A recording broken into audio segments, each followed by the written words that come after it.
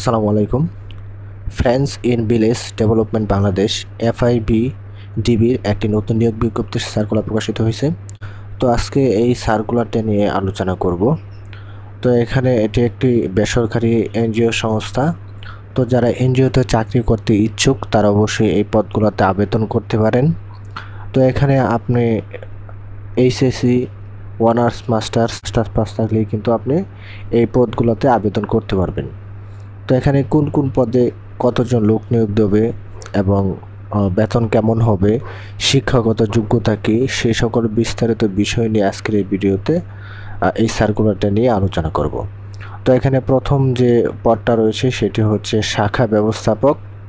এখানে শিক্ষাগত যোগ্যতা এবং বয়স চাওয়া হয়েছে যে কোনো বিষয়ে স্নাতক বা স্নাতকোত্তর পাস থাকলে কিন্তু এই পদে আবেদন করতে পারবেন।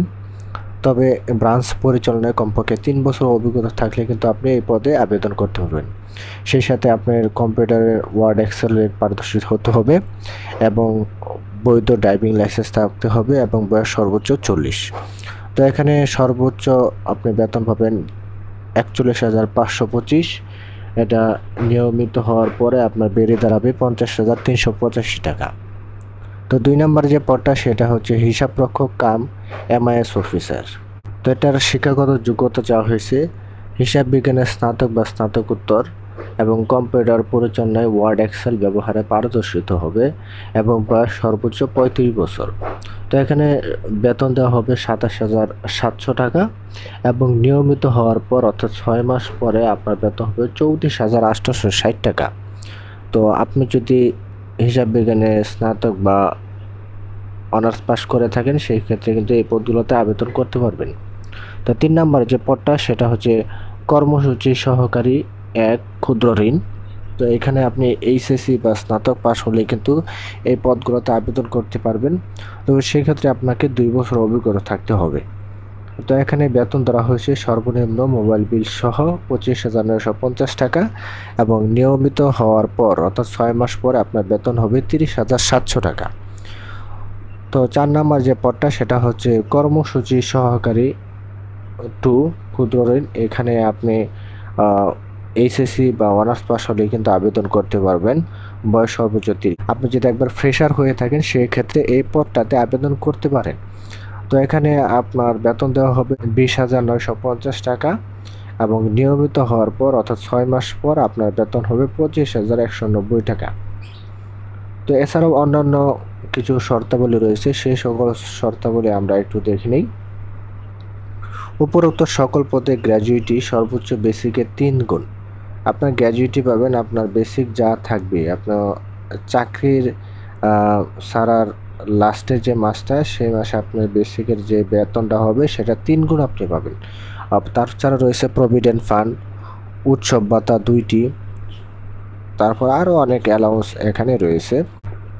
1 এবং 3 নং পদে শুধুমাত্র বর্তমানে কর্মরত আছেন এমন প্রার্থীগণ আবেদন করতে পারবেন, অর্থাৎ শাখা ব্যবস্থাপক এবং কর্মসূচি সহকারী।